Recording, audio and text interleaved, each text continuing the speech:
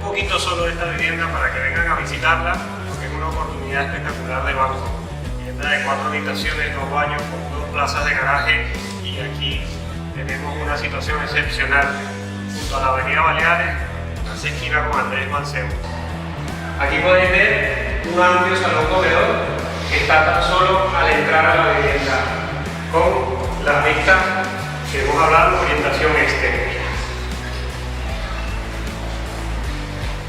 Por aquí, en este pasillo, tenemos el acceso a la habitación principal. Amplia habitación principal con doble armariada de ambos lados. Es una vivienda muy pero muy amplia, con suelos de parquet en todas las habitaciones, ventanas de aluminio Climalink,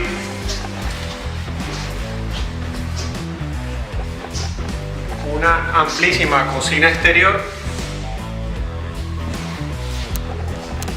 y, como os he dicho al principio, 4 habitaciones.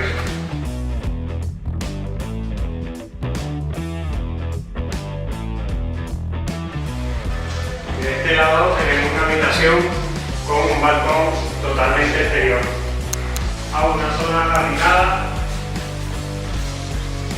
en un patio interno, con lo cual tenemos unas vistas totalmente despejadas en orientación noroeste. En definitiva, una oportunidad espectacular. Vivienda de banco con muy buenas condiciones de financiación. Un salón comedor de más de 30 metros cuadrados grandísimo. 4 habitaciones, 2 baños y 2 plazas de garaje. Y estas vistas a una zona jardinada y muy amplia. No dudes y ven a verla.